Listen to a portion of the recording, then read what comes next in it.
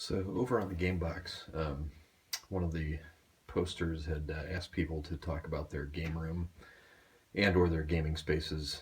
Um, and in my case, I just recently moved into a new house that has a basement that has been entirely given over to my wargaming pursuits.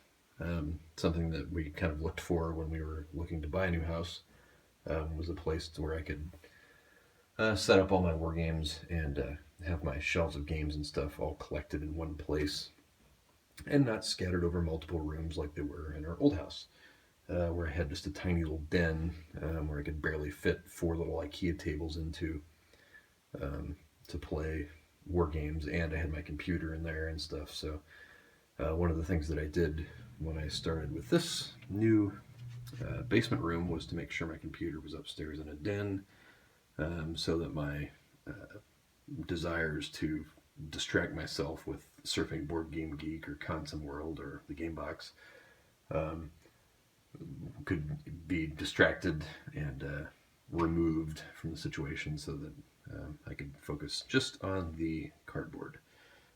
So here we are entering the basement. It's like sort of like a quarter finished basement. Um, the areas where there is drywall, I hung up some of my images, pictures and stuff, artwork that I had in my old game room. And as you can see Ulysses Grant, he's one of my heroes. So a lot of my artwork is various images of U.S. Grant from the Civil War. And then just some stuff that I've picked up touring Civil War battlefields over the years. There's a map of the Eastern Theater, but also includes some stuff from various Western theaters. So, but Eastern Theater takes up half the map, as is to be expected.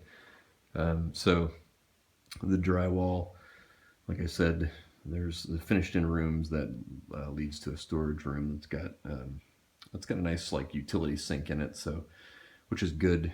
As you can see over there, I've got my painter's light with an older folding table that I'd had set up there. I've also got my counter clipper and stuff over there, and a dehumidifier. Here in Indiana, you're in a basement in the summer, you're going to want a dehumidifier with all the cardboard from the games and stuff. So anyway, more artwork here. Shiloh, Antietam, Gettysburg. One of my favorite pictures right there. Dale Gallen, the Rock of Chickamauga. It's George Thomas. And speaking of Chickamauga, that's actually what I've got set up. Well, okay. So there's the DAC 2 maps laying on top of the Chickamauga maps. And one of the things that I wanted to do, and I was just messing around, was to see if I actually had room on these tables to lay out the entire suite of DAC 2 maps, getting the whole coast of North Africa. And yes, it fits. I'm happy about that. Well, it's a little kind of runs into my other tables over there. As you can see where the chair is sitting, I actually had this end table here. You can see some of the Chickamauga charts underneath. I had this table over here in front of the chair as a sort of working table next to the Chickamauga maps. But this is exciting though, because I've longed to play. I've played so far one of the OCS games, Reluctant Enemies, but I've longed to play DAC 2 because I'm a huge North Africa fan. I'm not typically a big World War II fan, but if there's a World War II theater that's my favorite, it is North Africa. So knowing that I can fit the whole thing on these tables and play the whole campaign is really exciting. So, but what I actually had set up, let's see, there's the counters for Chickamauga. I actually had this table. We can just slide it. One of the things we had to do when we bought the house was put new carpet in the basement because the old carpet was hideous. It smelled musty and horrible, like the basement had flooded or something and they never cleaned it. Fortunately, there's not really any risk of the basement flooding unless the sump pump fails. And of course, if it does fail, you've got insurance for that will pay for restoring the basement and paying for any contents that are destroyed, like many thousands of dollars worth of Wargames. But so over here, there's this little alcove in the basement, and as you can see, like there's the finished in portions of the drywall, and that's the utility closet over there. So like there's the furnace and water softener and sump pump and all that stuff's back there. There's the other closet. But those are the only drywalled in parts. The rest is just painted concrete. And you know, you can see exposed pipes and stuff like that. So it's like a quarter finished basement. It just looks better because it's actually painted.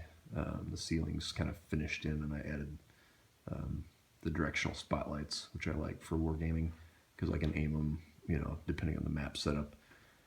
Extra table over there, that was our old breakfast nook table. We got a new one, so this one is now down here, and that can be used, I don't know, play cards or something.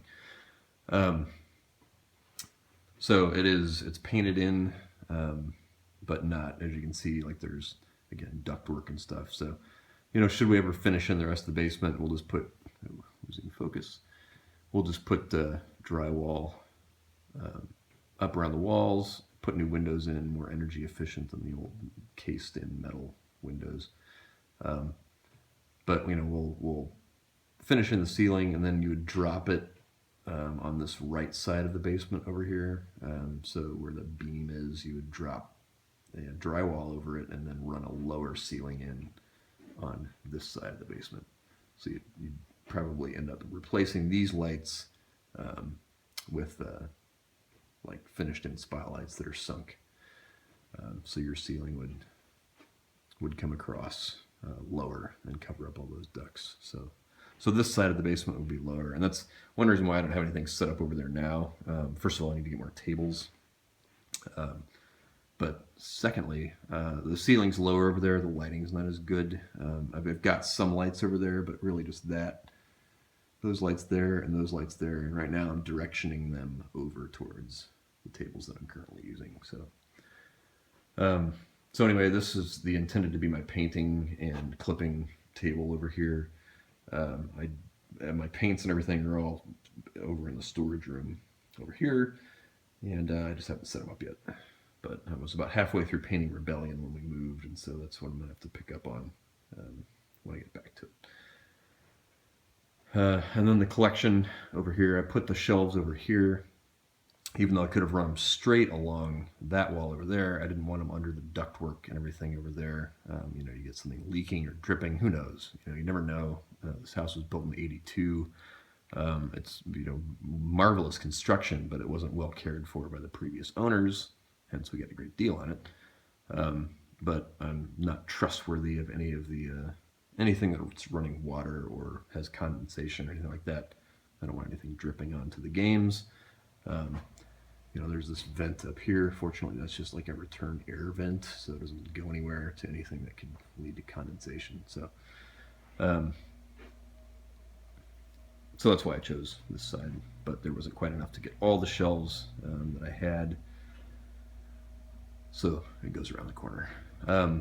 But, you know, these are just simple IKEA shelves. I got the idea for the shelves and the tables, for that matter, which are these little modular tables. IKEA tables, IKEA shelves. Got the idea for all that from Callendale. And you can see the board game collection here, starting with the Victory games. There's some Avalon Hill games mixed in there. Go to SPI, down to Compass. It's all organized by publisher. And then in the case of the VG games, organized in sequential number.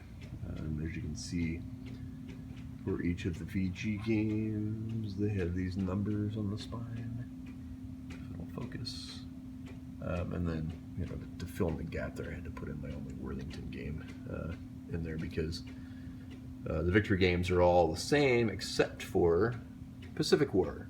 That led to a gap in the shelf that I couldn't fit another Victory Games box into. So fortunately, I had one Worthington game, so it fit perfectly in there.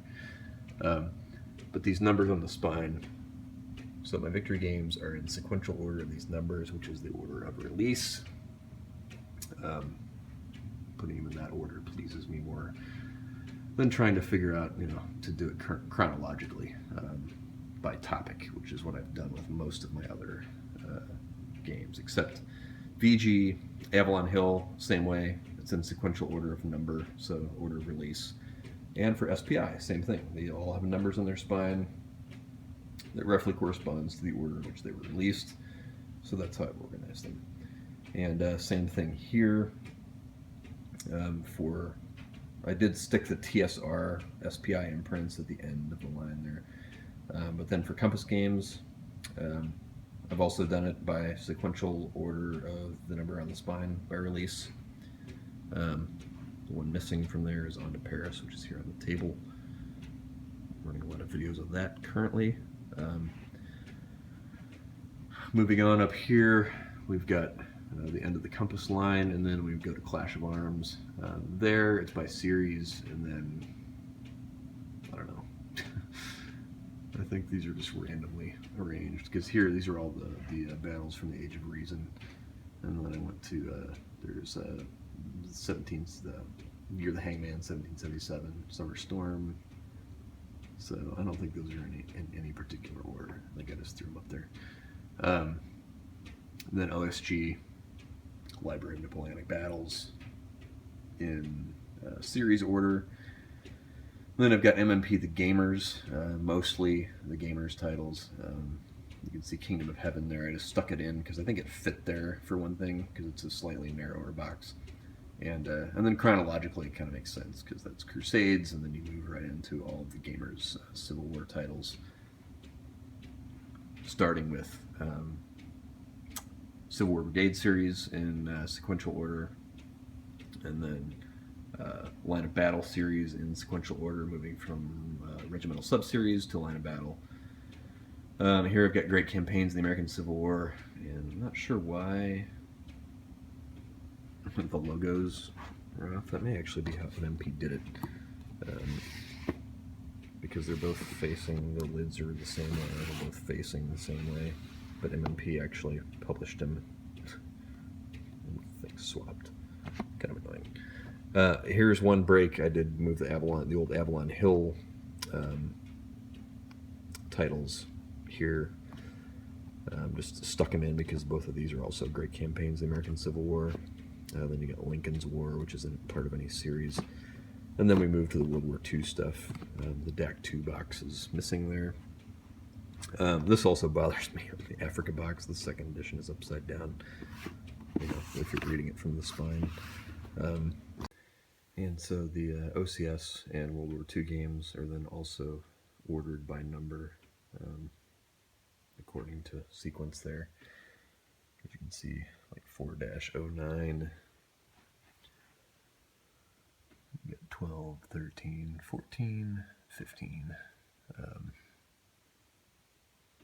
Actually, I don't know what 10 was. That was missing. It might be, oh no, it got Beyond the Rhine. No, can't think of it now. But I don't have nearly all of the OCS games anyway. I only got a handful. And then I've got some ASL stuff. Your basics, I got the ASL starter kit number 1, and then most of all the recent reprints. I haven't hunted down any of the old stuff for ASL. I've just started collecting it as the new imprints are released. So it's a modest ASL collection so far. The oversized Clash of Arms games are down here. And handling the oversized games is something that I still haven't really figured out yet. I tend to prefer, you know, orderly shelves where all the boxes are of a similar height, or whatever, and everything fits nicely. And so these odd-shaped Clash of Arms boxes don't do very well. That's La Bataille de la Moscova there, and Legion of Honor. Both are different size. The Labatt boxes, the new ones, are all the same size. So if I were to get Dresda and the new Ligny, those would both be the same size as the Moscow box. So maybe eventually. And then there's Hexasim, Napoleon Against Europe. My other Hexasim games that I have are actually down at the end of the shelf. In fact, since they're on the same shelf, I can probably stick the Napoleon Against Europe box down at the end with the other Hexasim games. But that one was oversized because it's got the mounted board in it. I stuck Pax Porfiriana in there, although I've got Pax Pamir somewhere, not there. Guns of Gettysburg, and there's some one-off games down here. Richard III is my only Columbia game. A couple of DBG titles, and then some Legion titles there. And I stuck Le Retour de l'Empereur, even though it's not Legion. I stuck it there next to Quatre Bataille d'Espagne because both of those are part of the Vive l'Empereur system. Down at the bottom here, oh, there's Pax Pamir. I knew it was nearby. It just wouldn't fit in any gaps there next to Pax Porfiriana. Down here, then, I've got the Venta Nuovo games that I bought, the Germany at War, which is the World War I, 1914. And then Blocks in the East, Blocks in the West, Blocks in Africa, the big World War II block game. I've done some video coverage of Blocks in the East. I have not done anything on Blocks in the West and Blocks in Africa yet, or any sort of combination of those. And then just filling out some space, shoved a couple of old FFG titles in there. It's the old edition of Game of Thrones board game, the discontinued Warhammer Invasion, and the first edition of Chaos in the Old World, which I could probably sell for a lot of money if I wanted to. It's one of the Games Workshop no longer being made titles. Up here I've got the one of my one Red Sash game that I got when Troll and Toad was unloading him at like a 80% discount, maybe 90%. It was ridiculous.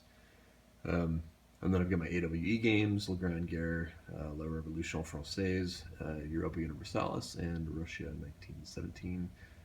This one SPI flat pack I've got, not sure why I stuck it here, probably because it didn't fit on any of the SPI shelves, but that's a Mighty Fortress.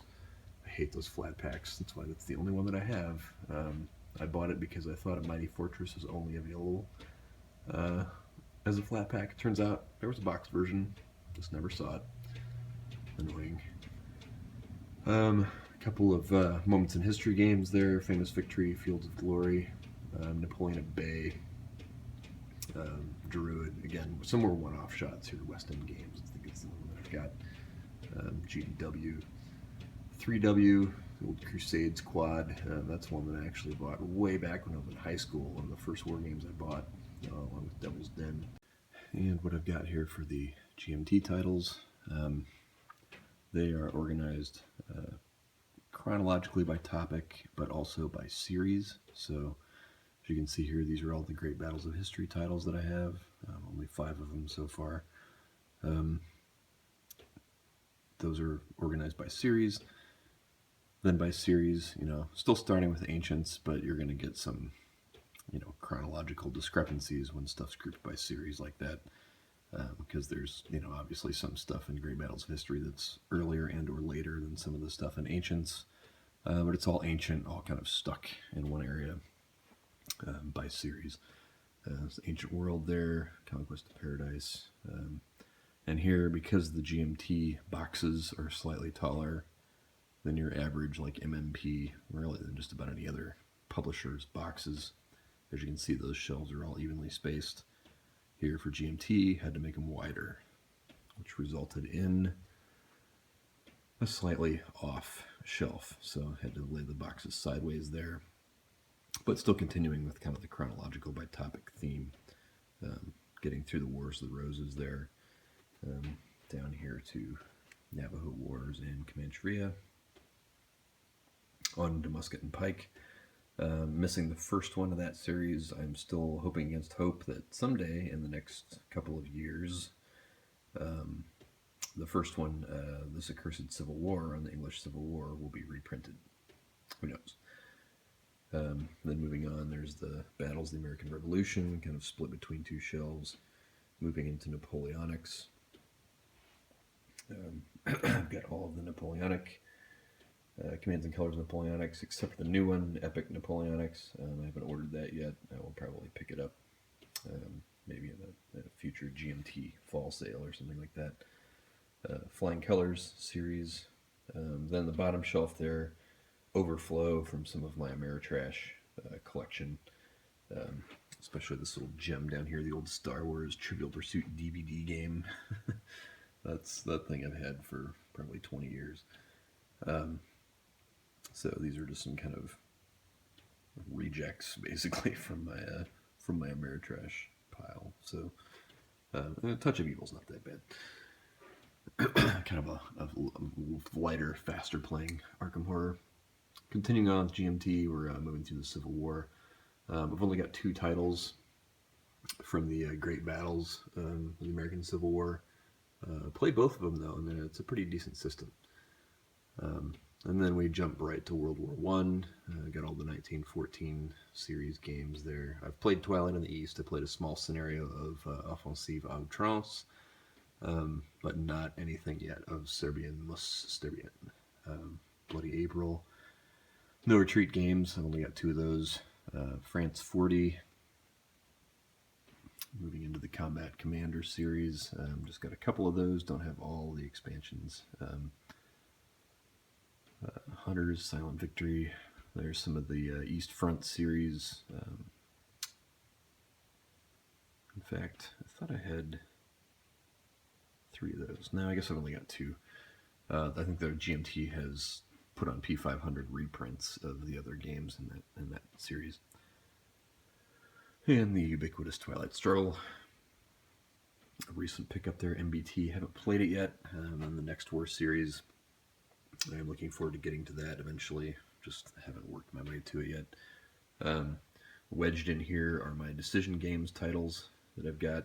Those are, I think, the only 3 that I have, and they're in the big Monopoly boxes, I like to call them. And stuck on top there, Founding Fathers. Kind of didn't have any place else to put it where it would fit, so threw it on top of the Monopoly boxes. And then the end of the GMT collection there with the coin games. And then there's the Der Weltkrieg series. That's the whole series there. And then getting into the sci-fi and weird titles, there's Night of Man, sci-fi from Flying Pig, and then the Mushroom Eaters, Cave Evil, and Cave Evil War Cults, and then GMT's Space Empires, plus the expansion. Arkham Horror and Eldritch Horror. Bottom shelf is just a loose assortment of small box items, some VPG titles in there, various little expansions there you can see for Eldritch Horror, and the expansion for, over here, California Gold. So just odds and ends in that bottom shelf. I try not to put anything too valuable on the bottom shelves. Again, here in Indiana, if your basement floods, whatever's on the bottom shelf is going to be toast. So, I would like to move the blocks in the east, all my Vento Nuovo games, to a higher shelf. But it would kind of break up my shelf arrangement currently, where I've got kind of all my Ameritrash stuff over here. So this is just the collection of a lot of recent purchases. There's some old stuff in there, though. You can see Aliens, Fellowship of the Ring, etc. And then the huge stuff here, the giant Cthulhu Wars box. I never did buy any of the expansions. The base game, it's fun, but I'm not going to paint any of those miniatures. They're so huge. I don't have experience painting the giant miniatures like that. We've got some of the Star Wars LCG stuff. Fortune and Glory. It's a lot of fun working on painting my way through that too. Also the Blood Bowl card game. Really enjoy that. And then I've got a lot of the Lord of the Rings titles, and then a couple of the is Numbskull? Is that the yeah, the publisher? I forget the guy's name that owns that business, but those are both pretty decent games. I enjoyed both California Gold and Divided Republic. But then I've got a lot of the Lord of the Rings expansions, big into the Lord of the Rings LCG, and then down at the bottom, lots of role-playing books. I do have the 7th edition of Call of Cthulhu, but that is upstairs because I am currently reading it. And then here in these binders are lots of living rule sets and things like that that I've printed out, and some things like the Magic Realm, guides and so forth, along with the ASL rulebook. And you can see the World War I there. That's the printed manual for the PC game adaptation of this guy up here, Le Grand Guerre. So that is the collection of the bookshelves. Over here are some cheapo plastic shelves that had been in my closet in the old house. However, so I think all my magazine games are stacked up there, but otherwise it's just lots of sorted books and old role-playing books, old Gen Con programs, counter trays. There's my painting tray, and some Lego, some of the Lego architecture things. So the big blue box is more magazine games down there. We've got On to Paris set up here, and we're back over. Again, this is just lots of empty space waiting for more tables. Underneath the DAC 2 maps,